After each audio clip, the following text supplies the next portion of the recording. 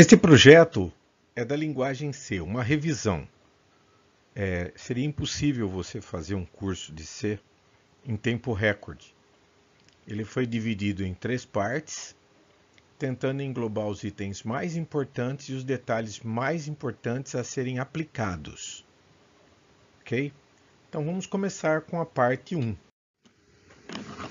Primeiro, é muito importante você ter uma noção da origem, porque isso dá uma ideia para você da cronologia das coisas, ou seja, há quanto tempo isto aconteceu, por que aconteceu assim.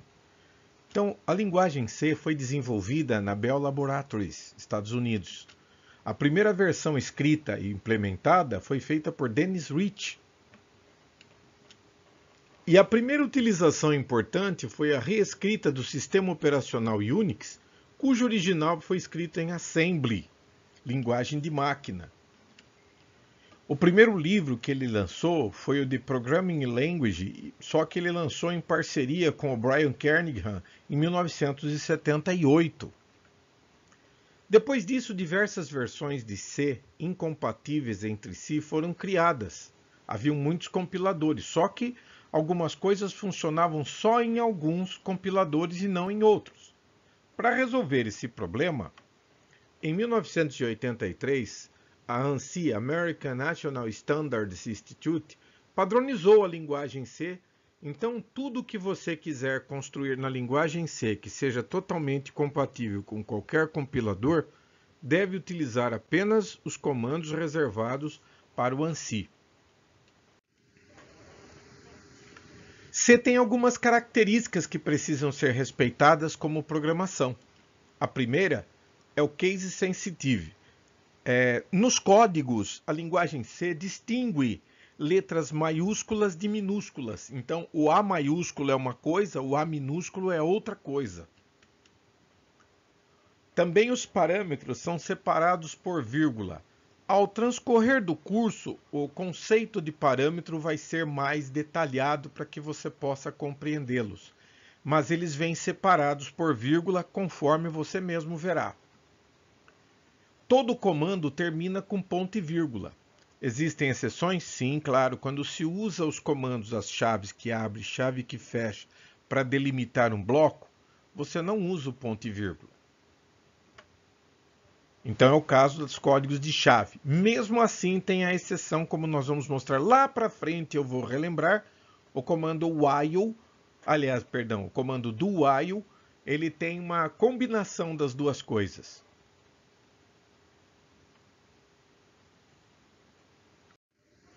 Vamos ver um exemplo para que a coisa se torne mais compreensível. Aqui você tem o código de um programa, código normal, é só um pedaço do código, tá ok?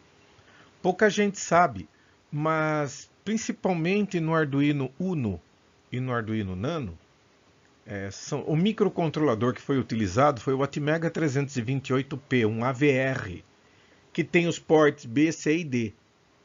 Por conta disto, é nativo do microcontrolador alguns comandos. Então, por exemplo, o comando port B.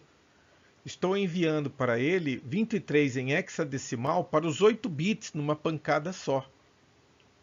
O comando digital write utilizado pelo Arduino, por exemplo, o 1 ali refere-se à porta. Então, estamos utilizando o bit 1, a porta 1. E isso daí é muito interessante porque às vezes cria algumas confusões. Então, esse 1 daqui é qual saída está sendo utilizada e aqui qual nível está sendo enviado para lá. Isso se refere a um único bit, como a gente vai poder ver melhor. De novo, a chave que abre é o início e a chave que fecha é o fim. No final de cada comando nós temos o ponto e vírgula. Os comentários são sempre deixados como plano B, mas está errado. A documentação de software normalmente deveria ser mais complexa, com diagramas de bloco, fluxograma, descrição funcional, diagrama de fluxo de dados e, evidentemente, que dentro dos códigos do programa deveriam ser feitos comentários. Infelizmente, muita gente pensa que isso é muito trabalhoso e não compensa o trabalho, mas Quando você tem um programa com pelo menos 2 páginas, tudo que você puder inserir dentro dos códigos a título de comentários ajudam a compreensão dele. Se você quiser escrever um comentário longo com bastante linhas, não há necessidade de você marcar cada linha como comentário. Basta que você coloque ** para começar o comentário e ele só vai ser entendido como concluso quando ele encontrar o código **. Se você quer colocar um comentário apenas em uma linha, no final de uma linha de comando, por exemplo, ou até mesmo dentro de uma única linha, basta colocar 2 barras e escrever o que você quiser. Depois das 2 barras, tudo será apenas comentário. Não aumenta o código do programa porque comentários não são compilados juntos com o código do programa. As bibliotecas, o que se pode falar que é muito importante é que basicamente são as rotinas. Isso torna-o uma linguagem muito interessante. Existe o núcleo dele, que é comum em todos, e se você usar no modo ANSI, tudo que você construir roda em qualquer lugar. Porém, se você precisa de mais recursos, a gente inclui as bibliotecas. Bibliotecas têm extensão .h de header, cabeçalho em inglês. E aqui nós temos um exemplo, por exemplo, o stdio.h, que é uma biblioteca básica, standard, é padrão, entrada padrão. E para você poder incluir ele, você precisa começar com a cerquinha, include, e você escreve stdio.h e você incluiu essa biblioteca.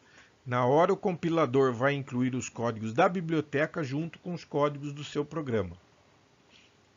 Para isto você tem que dar um nome para uma biblioteca, porque você também tem um arquivo que pode servir para outra finalidade. As bibliotecas têm a extensão .h, não se esqueça. A função loop. A função loop indica apenas que nós estamos definindo uma função de nome loop. Ela poderia se chamar qualquer coisa.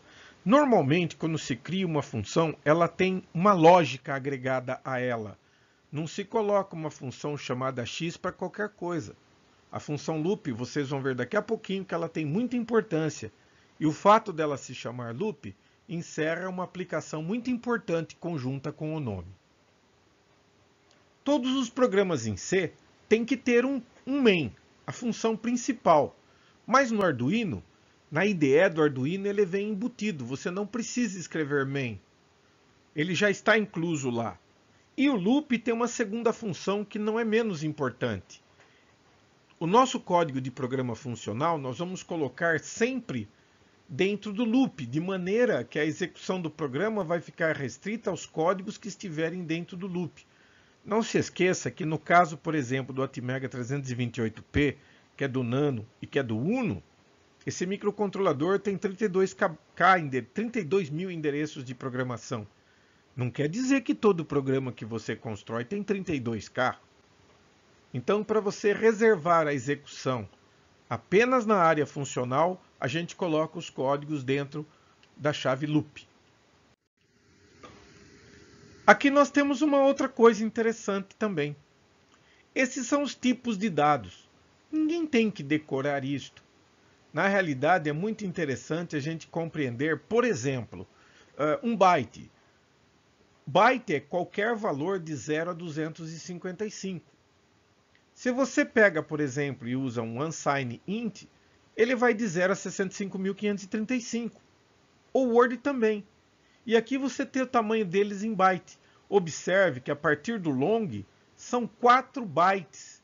Ou seja, quando você começa a usar variáveis muito grandes, isso começa a ocupar muito espaço de memória. E você vai consumir memória, porque memória é feita em RAM. E nós não temos tanto espaço de memória RAM, mesmo dentro do Arduino. Declarar uma variável. O que significa declarar uma variável na linguagem C?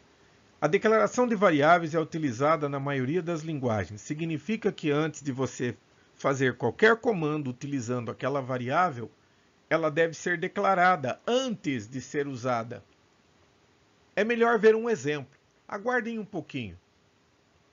De uma forma geral, a melhor forma é esta aqui. Tem aqui alguns exemplos bem típicos. Por exemplo, tipo. Se você recordar, tem os tipos anteriores, byte, char, float, int, word, tem vários. Então você começa assim. Por exemplo, se a sua variável se chamar nome1, então você colocaria, por exemplo, char nome1, ponto e vírgula. Quando você tem mais de uma variável que é do mesmo tipo, não precisa colocar uma em cada linha. Você separa os nomes por vírgula, declarando o tipo antes, e significa que nome1 e nome2 são do mesmo tipo. Veja os exemplos aqui, ó. Int, dias, detalhe, não esqueça que o D tem que ser maiúsculo, ele é case sensitive. E o tipo float, x e y são tipo float, os dois. Então estas são as minhas variáveis com seus respectivos nomes. Você também pode inicializar uma variável, ou seja, colocar um valor inicial quando você declara ela. Olhe este exemplo. A variável se chama número e ela é tipo char.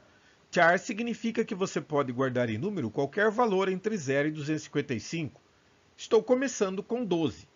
Há uma consideração a fazer. Quando você cria uma variável, ele não cria um valor inicial, ele fica indefinido. O que significa indefinido? Ele vai assumir qualquer valor que esteja na memória naquele momento. Nunca parta do princípio que a variável que você cria começa com 0. Isso não é verdade.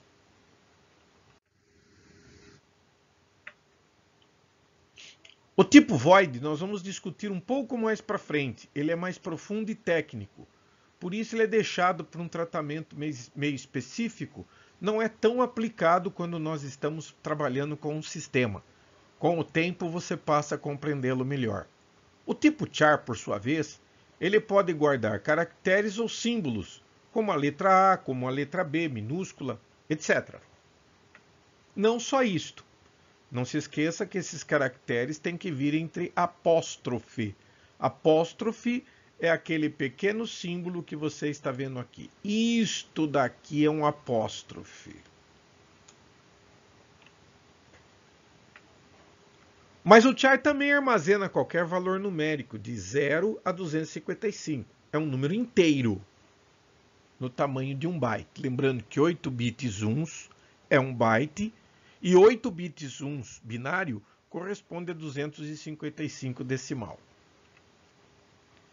Void é um tipo vazio, é um tipo sem tipo. Nós vamos detalhar ele um pouco mais para frente, porque vai aparecer uma oportunidade para detalhá-lo de forma melhor. Escopo das variáveis. Escopo para mim é os limites da variável, onde eu posso trabalhar com elas. Bom, posso declará-la em 3 lugares. Se você colocar fora de todas as funções do programa, incluindo o loop, ela é global. Qualquer coisa pode utilizá-las porque elas ocupam o mesmo endereço de memória. Mas se você colocar dentro de um início de um bloco de código, aquele de abrir chave e fechar chave, ela passa a ser local. Só vale dentro do bloco na qual ela está declarada. Programas e arquivos de fora dali não podem enxergar esta variável. E também pode aparecer na lista de parâmetros. Observe que esta é a segunda vez que nós falamos de parâmetros. Parâmetros vêm separados por vírgula. Apesar de receberem valores ternos, essas variáveis são conhecidas só pela função na qual elas são declaradas. Nós vamos ver no exemplo que é bem melhor. Eu vou voltar a citar. Vamos a algum exemplo. Nós temos aqui um caso bem simples. Eu quero que você note que float número é uma variável global. Ela está fora do loop. Por outro lado, se você tem ali int dias e float anos, tanto uma quanto outra, elas pertencem a todos os códigos que estiverem sendo criados dentro do loop. Portanto, são variáveis locais, estão dentro do main. Aqui nós temos um outro exemplo mais complexo. Observe que tem bastante detalhamento. Inclusive já deixei mencionado ali, por exemplo, aquele int j. Nós já vamos ver por quê. Em primeiro lugar está aqui o loop, tem várias linhas de código. Um programa, pessoal, voltando a lembrar, não esqueça que isto é uma revisão. Um programa, na verdade, é o seguinte, você pode ver ali char condição, int i, um for, um colchete, perdão, uma chave, float f2, cálculo, enfim. O que você deve lembrar é que um programa é como uma lista de receita. Você executa linha por linha, de cima para baixo. Não se esqueça disto, ok? O int, quer dizer, contador, portanto, é uma variável global. Se eu quiser usar ela dentro do loop, eu posso? Pode. Porque como ela é global, todo mundo pode utilizá-la. Já a condição, só dentro do loop. Lá embaixo você tem a função int cálculo. Ela não pode utilizar a variável condição. Por quê? Porque condição pertence ao loop. Aquela função de cálculo está sendo construída fora do loop. Por outro lado, o J é local, dentro de loop. Pode ver que ali no final tem contador igual a J mais 2. O J está sendo utilizado, ele só é enxergado dentro de cálculo. Aqui, só para lembrar, isso aqui é o protótipo da função, porque a verdadeira função está aqui embaixo. Os códigos devem ser feitos assim. Voltaremos a fazer comentários. Atribuir um dado para alguém. Como que eu coloco um dado dentro de uma variável? Variável é o local. O que eu vou colocar dentro dela é o meu dado. Tem várias formas de fazer isso, mas a mais comum, a mais simples é esta que eu estou mostrando para vocês. Por exemplo, existe uma variável ch que está recebendo uma letra D maiúscula porque ela está entre apóstrofes. Significa que ch, para funcionar assim, obrigatoriamente quando ele foi criado, ele deveria ser um char. X igual a 23,5. Então, outra coisa. Os decimais não usam vírgula, tá? É o ponto decimal. Então, ali para nós seria 23,5 mesmo. Mas, se você pegar uma calculadora, ele não tem vírgula para isto. Você digita 10,7, 100,4, aqui é a mesma coisa. Mas quando você colocou aquele ponto decimal, pressupõe-se que você esteja atribuindo ela para x. Está carregando 23,5 em x. Para que isto fique possível, é necessário que x seja pelo menos do tipo float.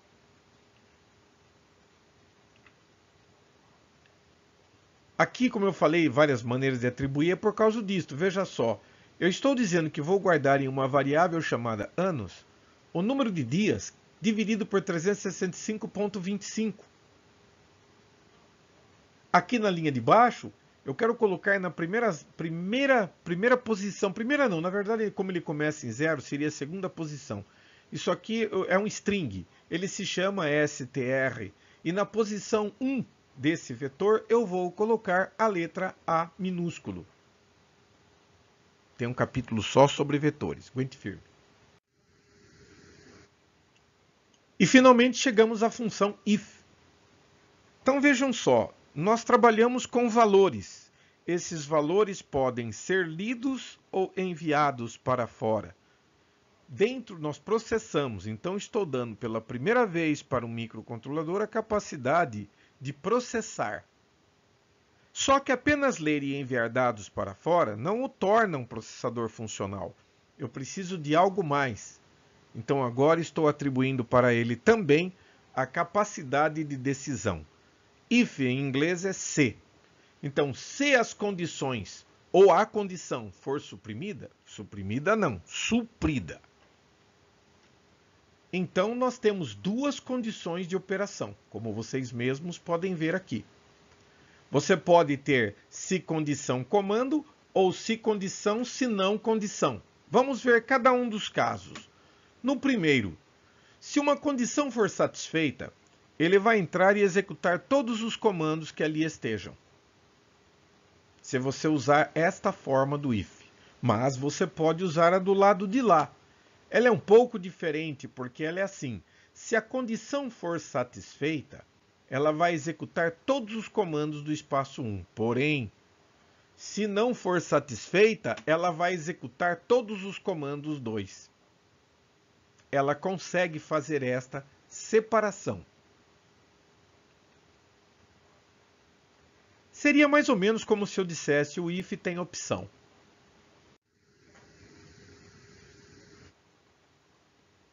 Aqui eu quero mostrar uma coisa interessante para a maioria das pessoas que programam. Todo mundo não percebe que a organização do programa facilita a vida de quem está lendo. Então, via de regra, essas coisas são deixadas de lado, o que está muito errado. Então, vamos corrigir a situação real. Primeiro, está aqui um código, o loop, né? Tem duas declarações, né? Ali eu tenho uma variável. Você pode usar também, se você não quiser, observe que ali eu declarei uma variável chamada num, é tipo int, e depois eu carreguei 23. Se eu não quisesse fazer assim, eu poderia fazer da outra forma. Poderia escrever assim, int num igual a 23. Além de dizer que num é int, ela ainda começa com 23. Depois tem algumas aplicações do if. Tá ok? Porém, observe a organização, pessoal. Eu acho muito interessante as pessoas perceberem essa organização. Aqui nós temos o if, observe que existe uma linha imaginária para o if e que existe uma linha imaginária para o else. Observe que aqui dentro está relativo ao else e que enquanto este comando que está aqui está relacionado com a condição satisfeita aqui.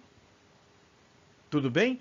Mas para aqueles que são desorganizados, o Arduino propôs uma coisa muito legal. Se você estiver utilizando o Arduino, na interface IDE dele, em ferramentas, se você apertar aquele clique ali no autoformatação, ele organiza tudo isso para você. Esses espaços obrigatórios para a organização da linguagem C são chamados espaços de indentação. Aqui você tem, por exemplo, uma aplicação simples do if. Se num for maior do que 10, execute o comando digitalWrite 1 low. É curto e grosso, sem discussões. A grande diferença fica por conta dos outros. Aqui veja só, se num for igual a 10, né, eu vou executar digitalWrite 1 height. Caso contrário, vou fazer digitalWrite 2 height. Aqui nós temos algumas condicionais. São todas elas, né, na verdade. Condicional é o seguinte, pessoal. Quando você tem o if, ele pede uma condição. Se i for menor do que 10, se j for diferente de a, e assim sucessivamente. Então, a simbologia é muito importante. Se você usar apenas um igual, ele vai entender, olha que interessante, ele entende a atribuição. Se você for utilizar isso aqui dentro de um comando if, você precisa colocar dois iguais. Se for diferente, é exclamação igual, maior, menor, maior igual, menor igual. Existem também os operadores lógicos e aritméticos. Lógicos e aritméticos são simples de lembrar. Os lógicos são AND, OR, NOT, XOR. Os aritméticos são mais, menos, divide, resto. A gente usa isso conforme as nossas necessidades. Isso aqui é tabelado. Se você não se lembra, não há problema algum em você consultá-los. Muito obrigado, pessoal. A gente se vê na próxima, onde vamos continuar o nosso trabalho.